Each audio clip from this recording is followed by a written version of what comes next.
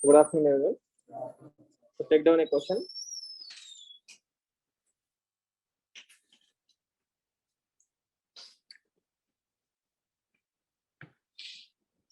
What are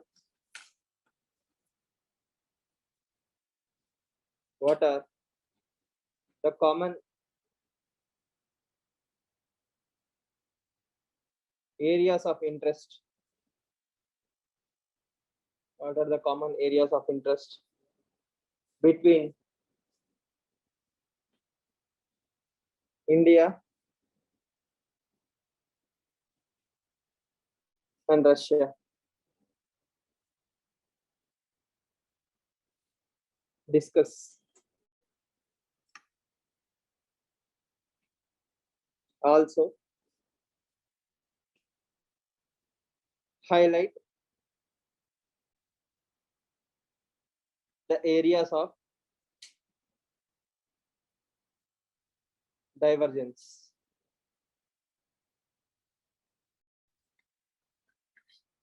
$250 words. 15 marker. I will evaluate now itself.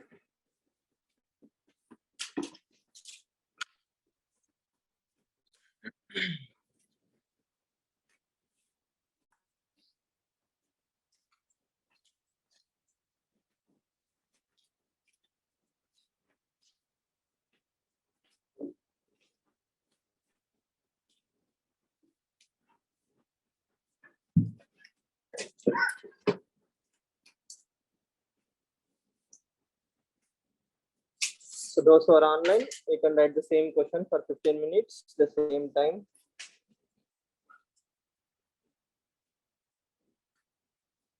What are the commonalities between India and Russia, and what are the areas of divergence? 15 marker, 250 words.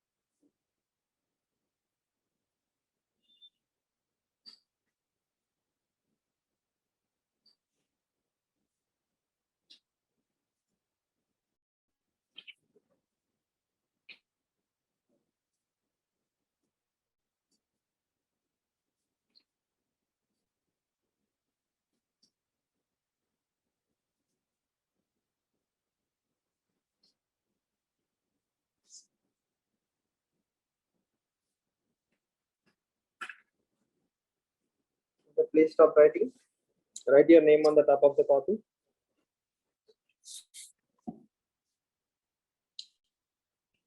Write your name on the top of the copy.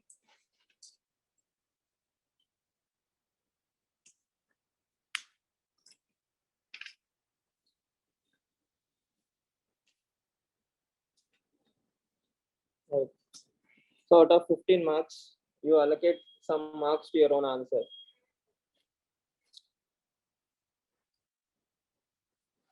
As per you, what should be the score that should be given to your answer?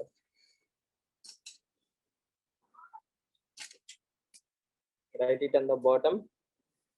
Out of 15, something out of 15.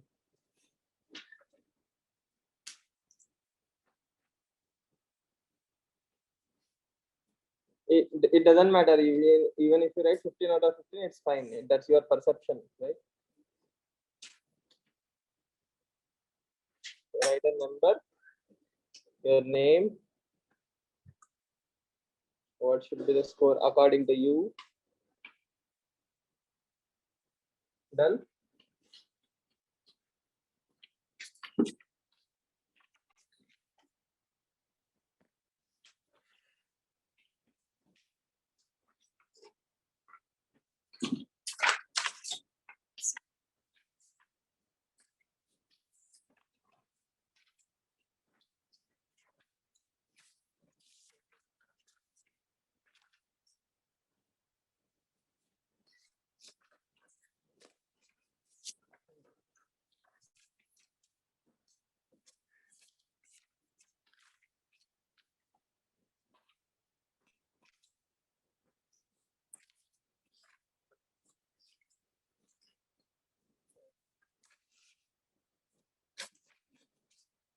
So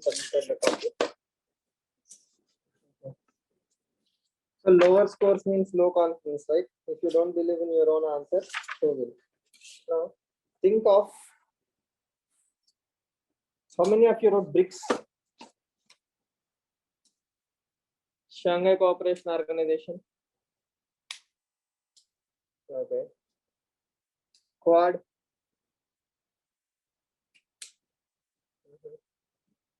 Nuclear reactors. Okay. Gaganyaan. Pharmacy. People to people.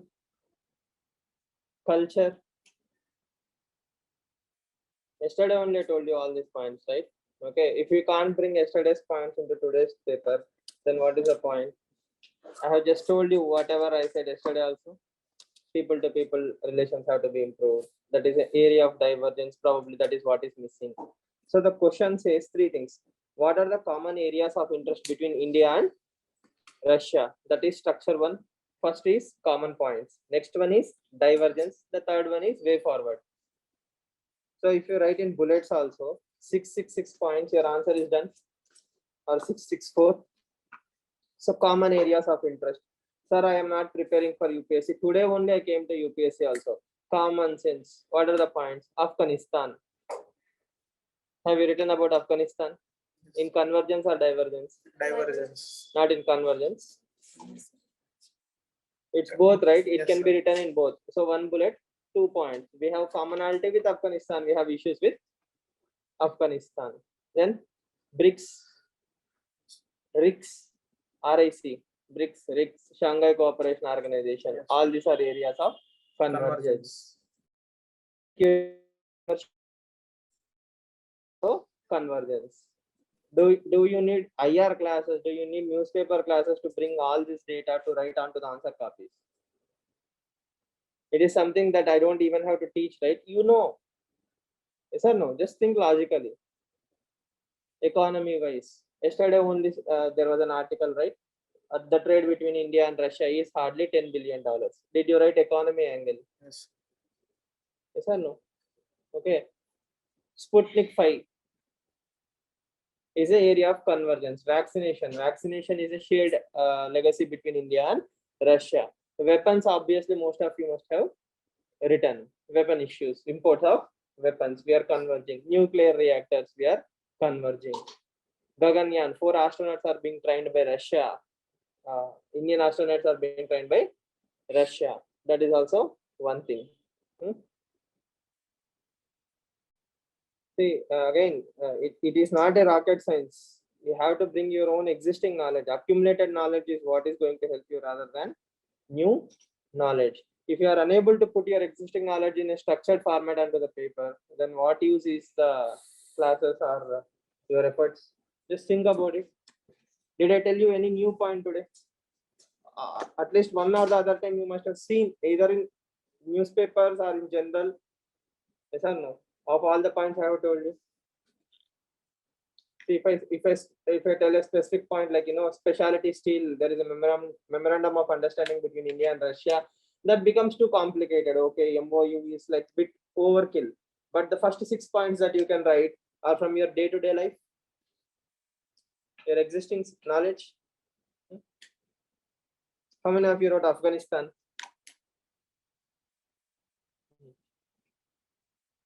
Same points, right? Just think about all the points that you have missed.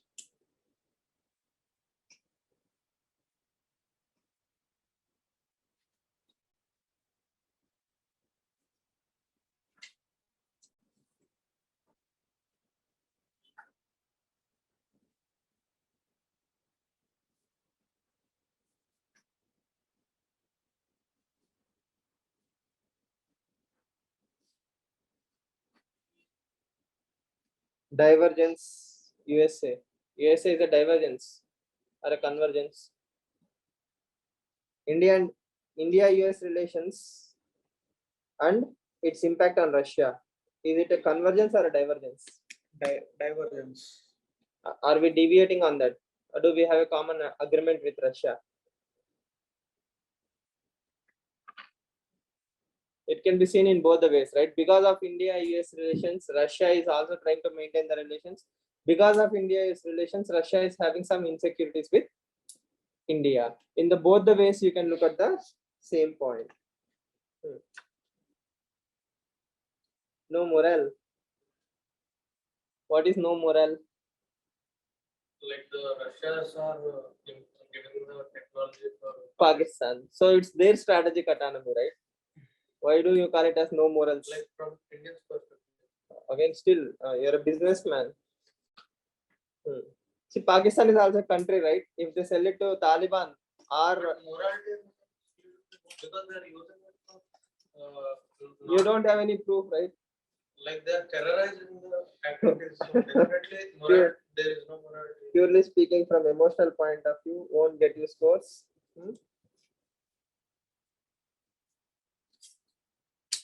Okay, so you have divided it into Russian perspective and Indian perspective. The good thing about your answer is your intro is very bad, but at least you have brought whatever you have read into yesterday's newspaper or in recent times into the paper. So whatever you read, you are able to bring it onto the paper. That's a good sign. Me, sir. Yeah. No, I didn't bring the many things like because there's no health issues, culture, or the vaccinations.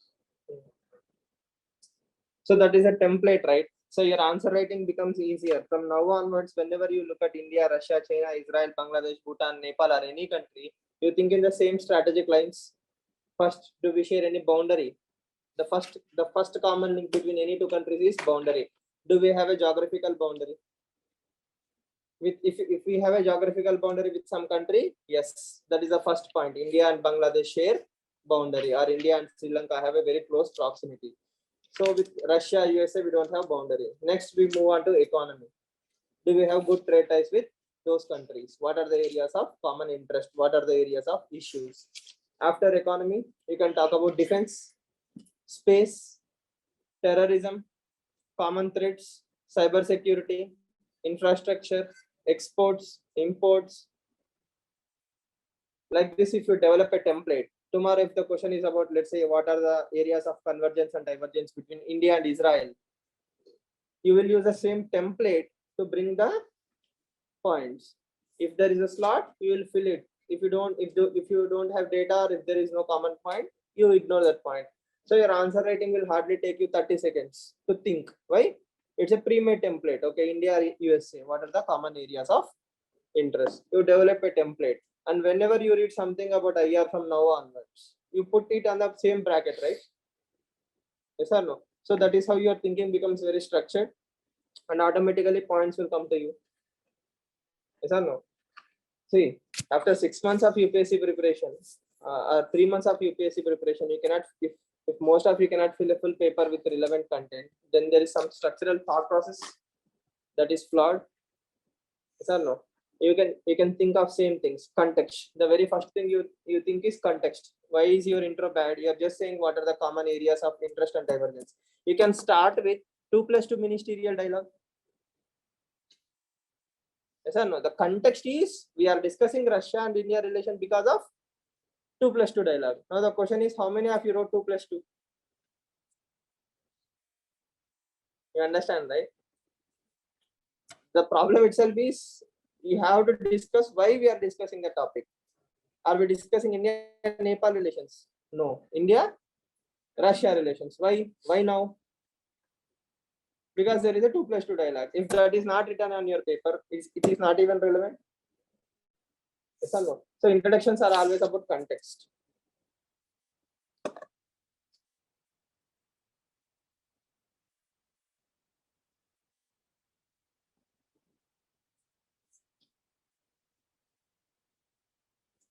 Typical school answer, Marti.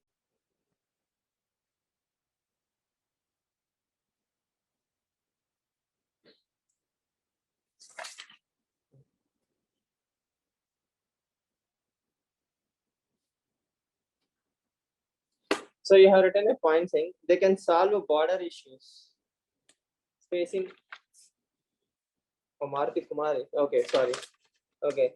They can solve border issues that are facing by neighboring countries. So what do you mean by that? Why will India and Russia solve somebody else's problem? Do they have a common boundary? Do they? I'm not aware of it if they are so. Right? So, but your writing style is good. You're writing in bullet points.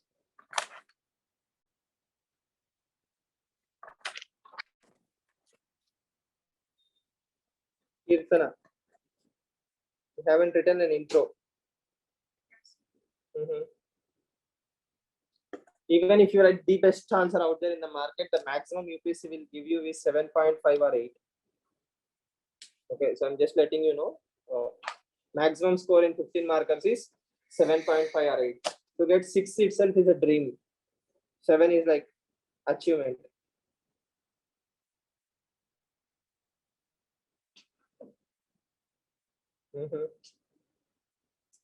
Bilateral tango. Where did you hear that word?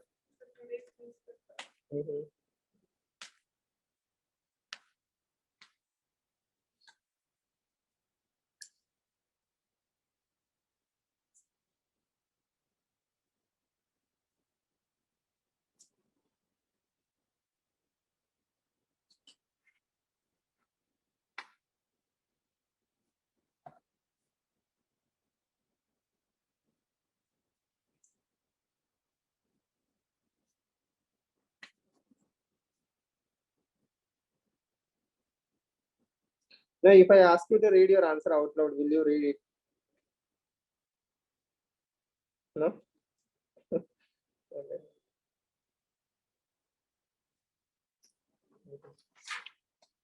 So that is a benchmark, right? How many of you will read your answer out loud? Okay. So rest of you know, at least you have consent.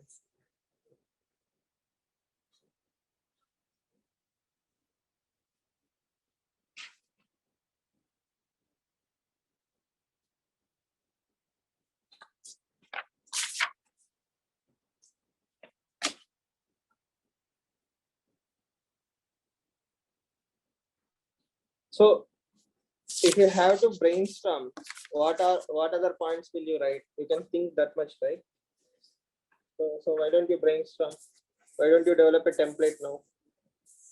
Everyone, you can take different dimensions and you can develop a template.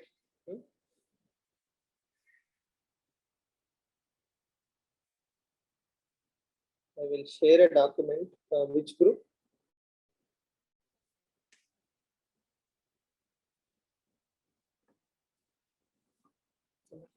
AWP 2022. AWP 2022. Yes. Yesterday, Russia and India released a common point. They have mentioned 99 common. They have mentioned 99 points between India and Russia.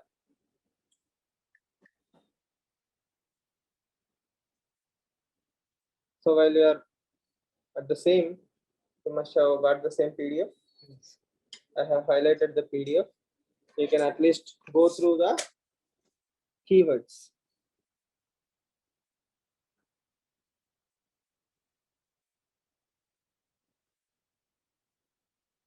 So answer writing is not something that you do. Answer writing is something that you think.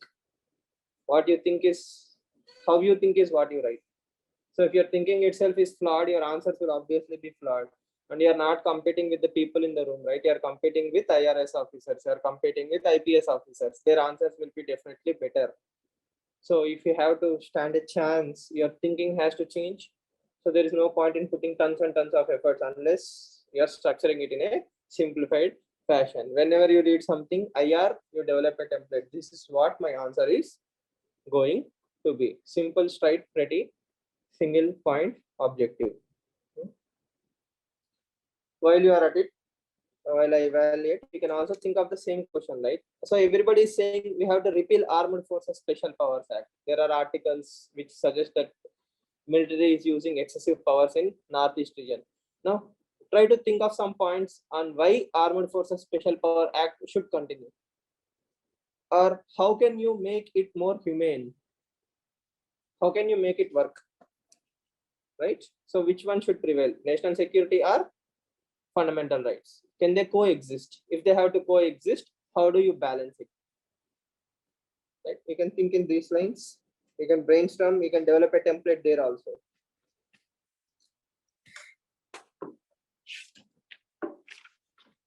So when I come and say something points, okay, all of you will nod your heads. Yes, yes, yes. I know. But when I ask you to write,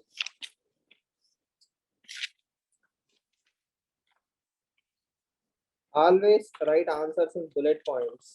Never ever write in paragraphs. Unless you don't have content, try to write only in bullet points. The simple objective being examiner won't have time to look at your answer. So he should skim your answer.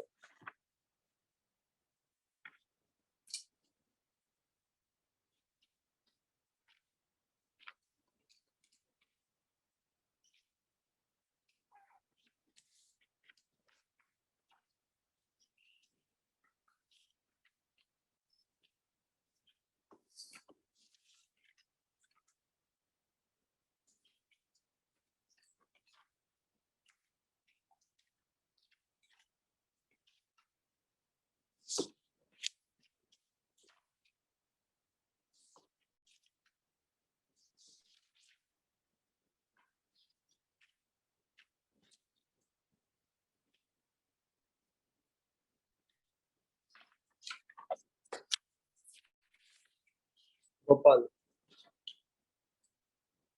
Honest is the best policy. So I appreciate your score.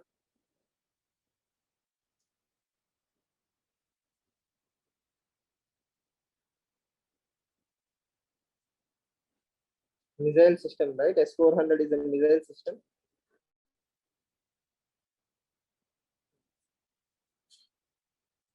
So do you know all the points that we have discussed? Now when I said you remembered them, but when you're asked to write, you gave up in the very first second, right? So you have already decided that I don't know anything. You just think about it. When I said the question today, your attitude change. Okay, gone. This is not my cup of tea. You have pre-decided that I'm not going to write a good answer. Yes, and that is not even the closest trait of a bureaucrat, right? Yes or no? So the first trait of bureaucrat is what? Never give up. Probably if you had that positive attitude, maybe you would have brought some points. Military exercises, very good point. S-400, very good point. Sharing of defense technology, good point. So all the 3 points that you have written are very relevant. So you had the content, but you had to believe yourself.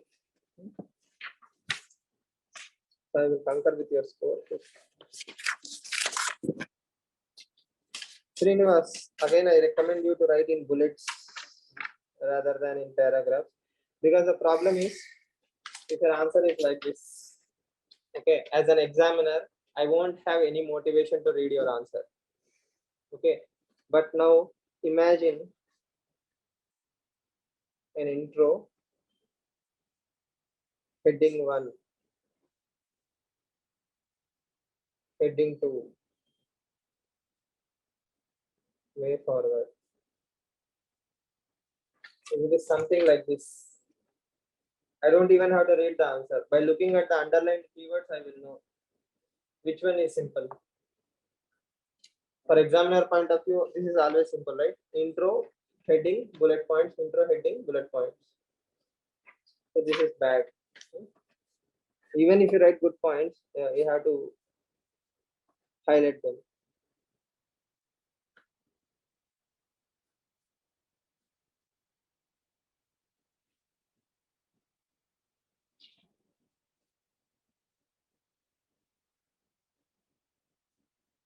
What are the various styles of intros?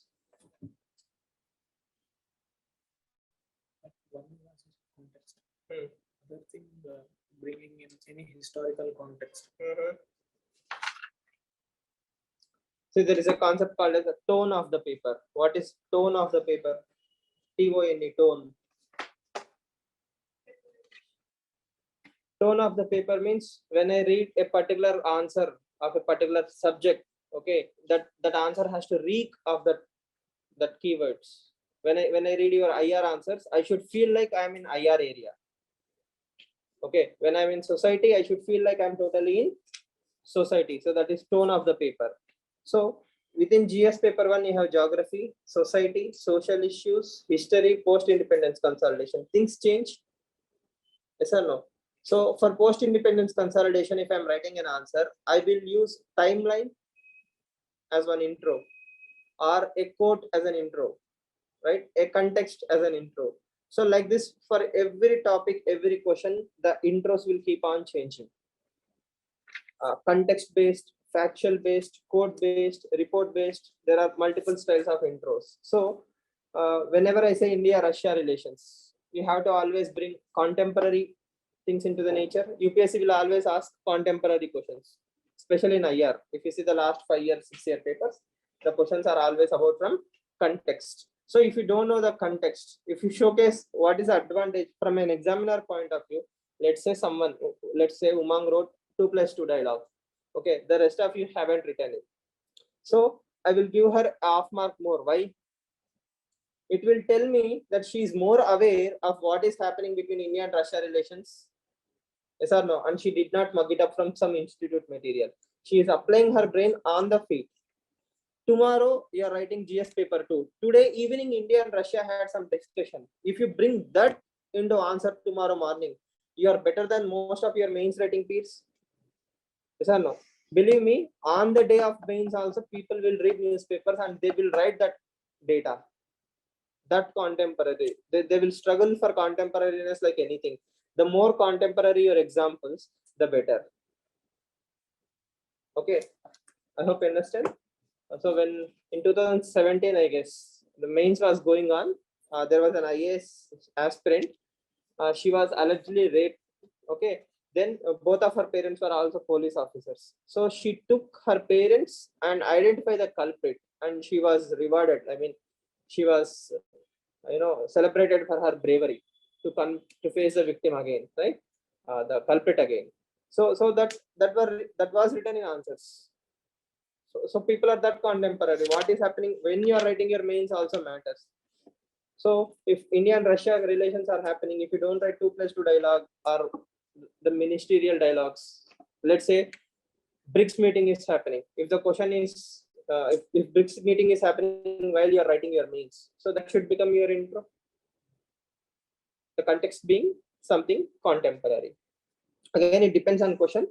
But simple, straightforward questions can have most contemporary examples. So again, this is all homework that has to be done. Yes or no? That means the moment I say India, Pakistan, or India, China, you have an opportunity to draw the map. Yes. Can you draw a map between India and China right now? I mean, not amoeba, right? Yes. A good enough map. Yes or no? So that is homework. That is pre-preparation, right? That means the moment you see a India-China question, you know you have an opportunity to draw the map. That is tone of the paper. That is called as identifying the templates. Once you develop the templates, whenever there is a boundary between India and its immediate neighbor, you draw a map, right?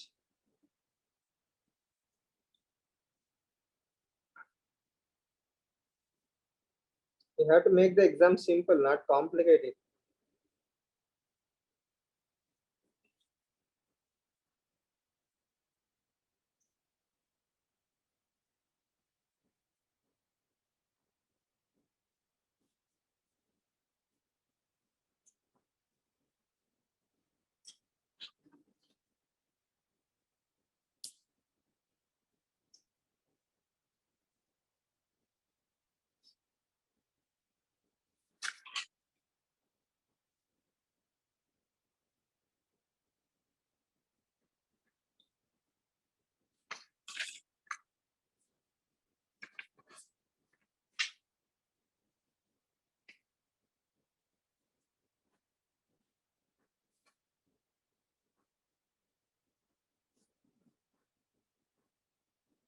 Why the family history? Why the family history of Russia in intro? You can directly enter into the question, right? What happened in 1991 is not even relevant for the question, right? So try not to beat around the bush.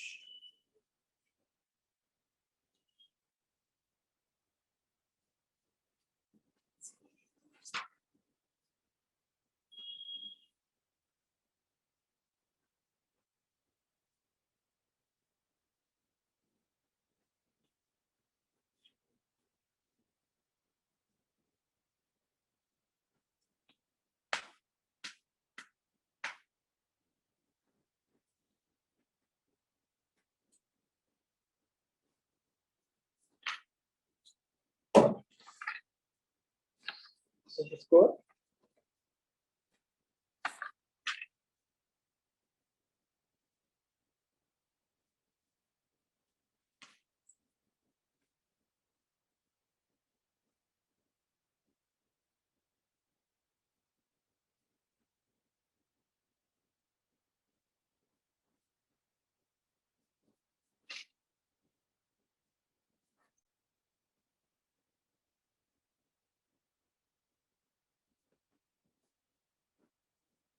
You did actually write to press to dialogue.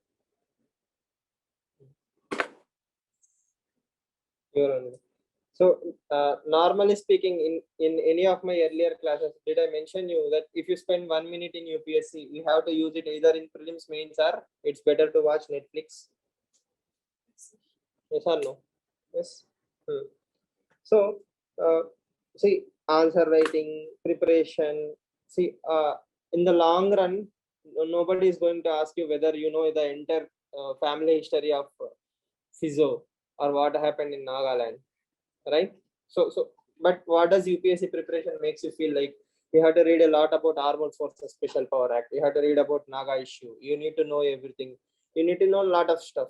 That is not true, right? The simplest thing in UPSC is two things. If you know the templated thought process for national security versus human rights, your preparation is done. The context being Manipur or Nagaland or Assam or tomorrow in Tamil Nadu, whatever the case is, but do you know the linkage between human rights and national security? Which should prevail?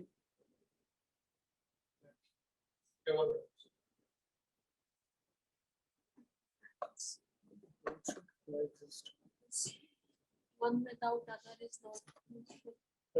So that is where your thought process develops, right? The ultimate objective of having a army is for what? To protect the nation. Why is nation there? For protection of the people. So if human rights are violated, if one or two persons human right is sacrificed, means and ends. Okay, ends is more important or means is important? Both. Ultimately means are equally important, means are more important. So you are thinking from an individual point of view, not from a system point of view. System has to be developed in such a way that means is as good as ends. Bona fide mistake, if it is happening once, is okay. Bona fide mistakes happening regularly, there is a flaw. Yes or no? If Armed Forces Special Power Act was introduced in 2020 and this happened in 2021, okay, we will excuse the system. Why? Even the system had bounded rationality. It could not see all the problems that will arise of the Armed Forces Special Power Act, 1958, 2021. So even after all these decades, if you cannot develop a standard operating procedure, there is still a flaw. Yes. And again, it's equally wrong to say because of few rotten apples, the entire army is wrong or entire Armed Forces Special Power Act is wrong. That is also a wrong criticism. But why do those few rotten apples still exist? Haven't we learned from the past? Yes or no? Yesterday I was blaming Supreme Court of India. If you are so interested in giving judgments, okay, you should also be interested in taking care that those judgments are implemented. So again, it's a systemic flaw. Yes. So if an individual is doing mistake, every time he will be doing new mistakes. If the system is doing same mistakes again and again, the system is not learning. Yes or no? So ultimately, those 6 people, let's say they are innocent. Let's assume they are 100% innocent. What will happen to their families? Who is responsible? What is the point of having constitution, all the systems in the world, etc., etc.? We have nuclear weapons to protect those 6 people. Yes or no? Why do we have nuclear weapons? To protect from Pakistan, Chinese aggression. We killed our own people. Solve, problem solved. No? Now the question is, none of us actually believe that I can be one of those 6 persons. Yes or no? That is systemic thinking. That means if it can happen to X, okay, when he woke up, when he went into the coal mining, he wouldn't have dreamt, right? Okay, I will be ambushed and I will be killed by Indian army. Can we think in those lines? It's unfathomable to us. But if it can happen to X, who is a citizen of India, it can also happen to me. Right? So should we wait till that happens? Or should we make the system better? So such kind of analysis will give you a concreted answer. When you write an answer, you support national security first. Yes, national security is paramount. There are a lot of unexpected things. In ground reality, a soldier has to take a split-second decision. Why is Armed Forces Special Power Act is there? He can stop and search and seizure anyone, or he will stop. A cab is coming. Okay, a truck is coming towards a group of soldiers. If he does not stop, then they have the right to shoot him. If they don't shoot him, okay, out of mercy or doubt, okay, he might come closer and blow himself up. He might be filled with LEDs. 30 soldiers might be killed if one doubtful soldier is not one doubtful citizen is not killed. Okay, that is something that we can understand because the soldier has to take a decision within split seconds. Sitting in AC room, I can say whatever I want to, but as a soldier, if my life is under threat, I may take the right judgmental call. Yes or no? I might do the odd thing. Sometimes these things do happen. So then I cannot say all soldiers are bad. Yes or no? So from soldier point of view also, you have to think that improves your thought process. Clear? Okay. Armed Forces Special Power Act is removed. Overnight it has been removed. Now what next? What will happen?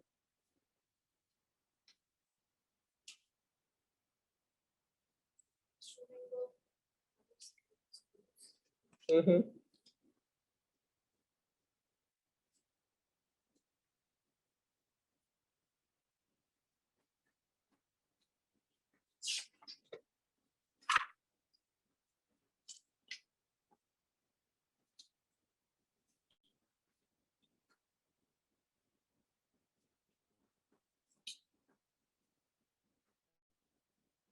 Then Infiltrators that may walk like normal signals.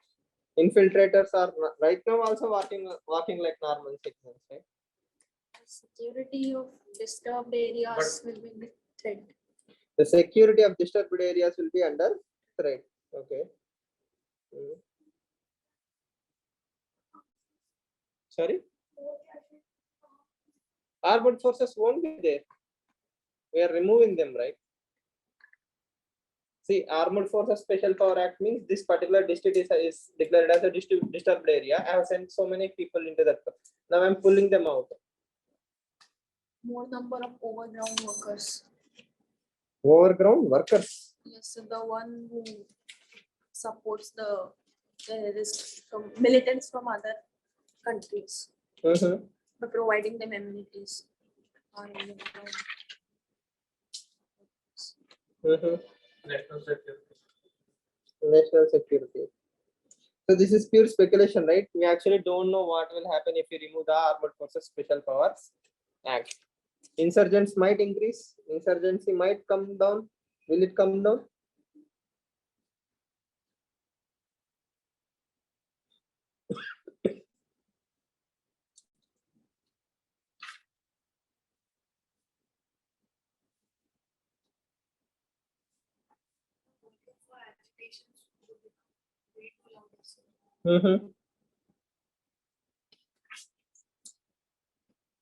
Okay. So who should be blamed? Army or the political masters? Judiciary. Judiciary, right? Because whenever anything is happening, judiciary will come and intervene. In this case, also it should come and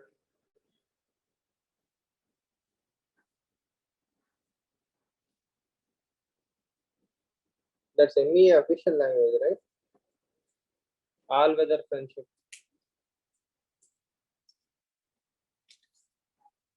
Intro means 3 to 5 lines max.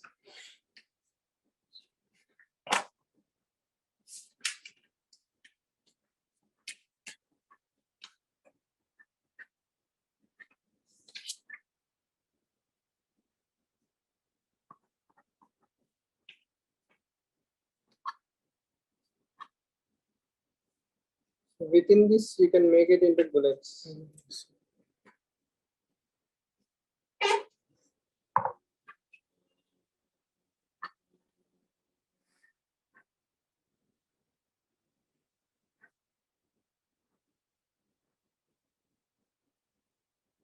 They're openly saying it, right?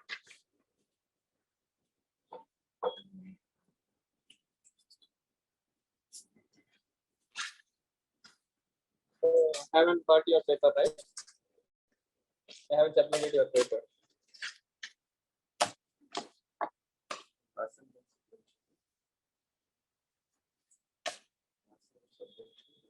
అదే ఏం రాయలేదు submit చేయలేదు. So have you also allotted?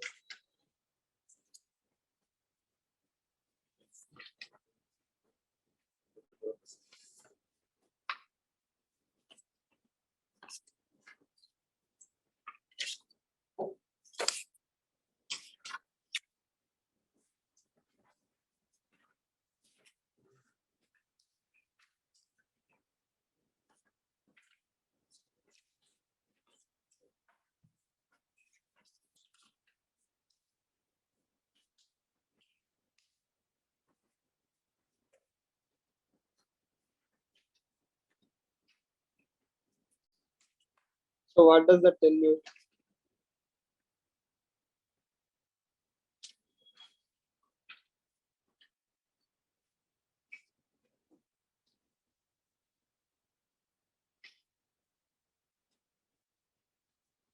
Structuring wise, both your answers are good. Intro, body, and the way forward. You can concise more points. You have to reduce the points. You have to write them in one liners max or maximum 2 lines. You cannot write 4 or 5 lines under each and every point. You won't have time. So you took around 15 minutes, right? So that is not available in real exam. So you have to write in one line or two lines and still create impact. So that is where keywords come into the picture. Vaccine Maitri, exchange of vaccines, or allowing vaccine targets. So that keyword plays all the role. So when you start a answer, if you the very first word of your bullet point itself is a keyword, the examiner will understand what you are going to write beside that point, and it applies to everyone, right? So in the sense, the 6 or 7 points I see, each and everything itself is a keyword. Defense partnership, trade. So like this, the keyword within the points, if you can write keywords, that is even fantastic. And you have to show dimensionality also, like as many points as possible, 6 or 7 points. So you have to develop that templated approach from now only. Every topic, not only a year. Almost for every topic, you can develop a tone template, right?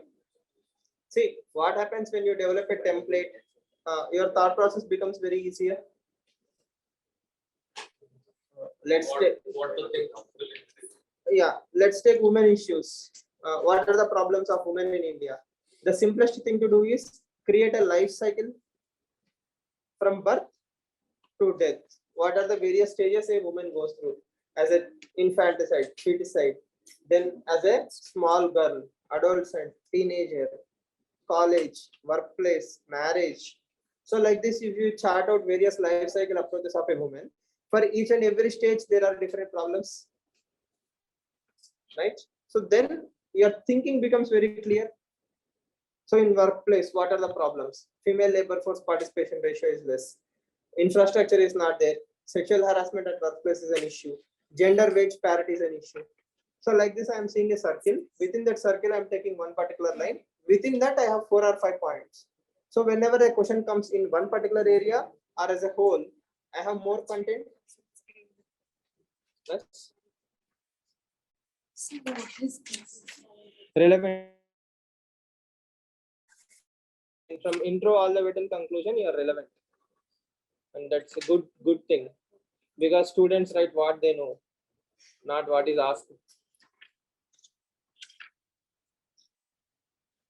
I will tell you one day the evaluation jargon. Structuring means intro, body, conclusion. That is structure. Using side headings within that. For example, for this question, intro, areas of convergence. That is side heading 1. Then areas of divergence. Then whether they have asked or not, for a 15 marker, write a way forward or a conclusion. So here way forward is more suitable rather than conclusion. Why? India-Russia relations are an ongoing story. So there is a way forward. We can make it even better. So as envisaged, India and Russia relations can, bilateral trade can go up to $100 billion. Or we will leave up to that all weather French, irrespective of dynamics. That can be one thing. So is there any structure to start intro? Because I am lagging in it starting only, the introduction part especially. You have to tell the examiner that I know what is asked, the context of the question. See, out of the 20 questions you see in the mains hall, 16 to 14 questions, or 14 to 16 questions will be of known nature. That means you should know why for this year they have asked this particular question. So if you can start with a context, a data, a fact, like India, Russia 2+2, or if it's about economic, you can write economic survey data. Like this, you have to contextualize. Let's say they have asked a question about draconian laws.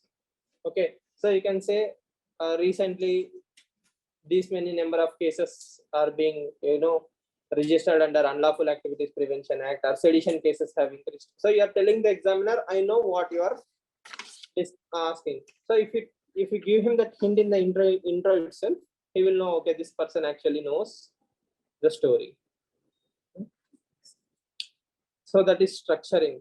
Then relevancy. Relevancy means the question is expecting you to write India-Russia relations in 2021. Yes. So if you are writing about 1991, the relevancy is less. Yes or no? So the closer your relevancy, if there is no gap, your relevancy is high. If there is gap, your relevancy is low. So that is also relevancy. Relevancy means writing what is asked, then structuring, relevancy.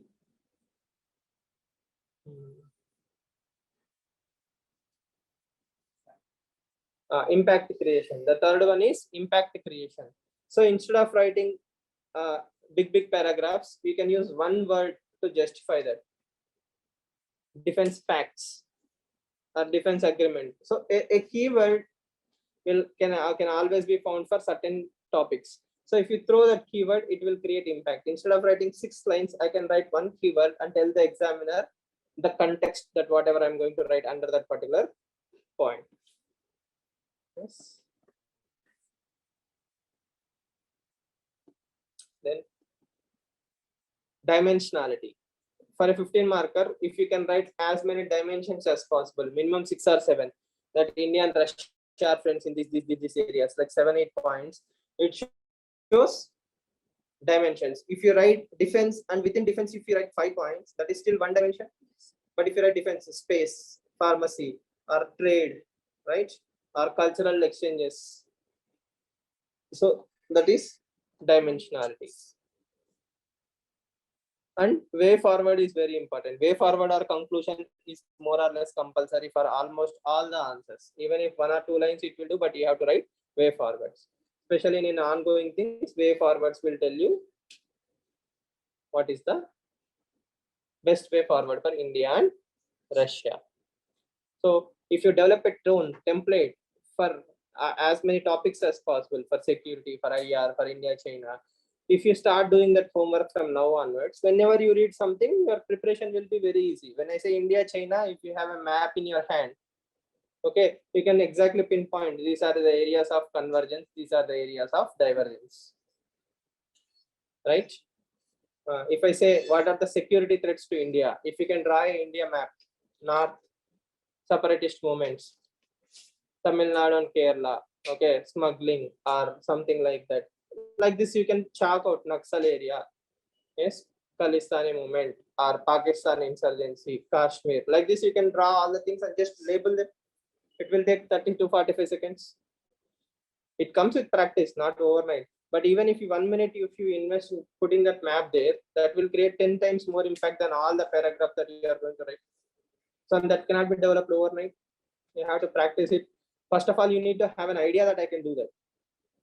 That is developing the tone of the paper. So that is templates. So if you develop templates as much as possible, automatically everything you read can be thrown into the templates.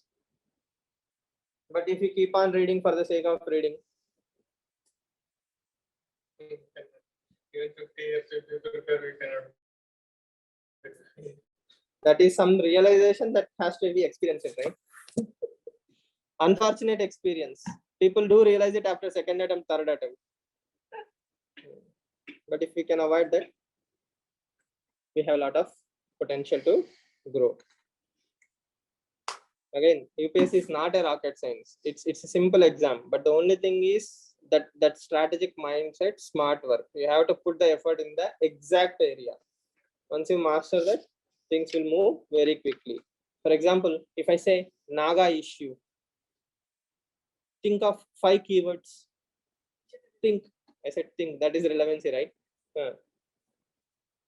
Think of 5 keywords of Naga issue. The moment I say Naga issue, think of 5 keywords, just 5 keywords.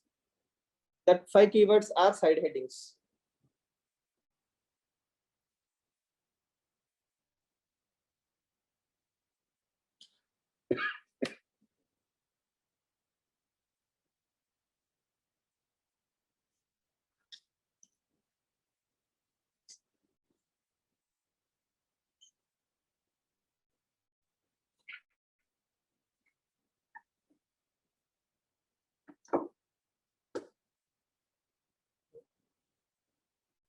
How many of you have all the 5 keywords?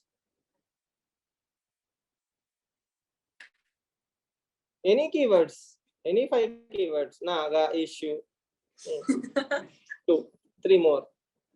Army, India, insurgency. 5 done. Very easy. Yeah.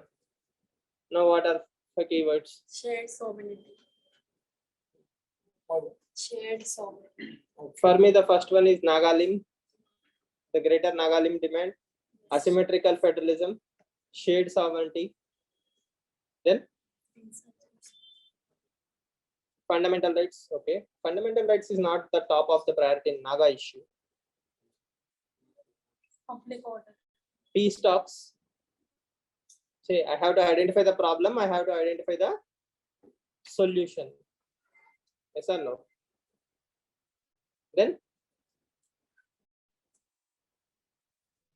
Shared sovereignty and asymmetrical federalism, peace talks, National security. national security. Okay, fine. So the quality of your keywords will tell the quality of your answer, right? Automatically, if you are thinking in more contemporary way, it will add more value. So first of all, you need to know the core demand, that is Nagalim. The greater demand is Nagalim. If I know Nagalim, then I know there is asymmetrical federalism. So Nagalim is not even in discussion.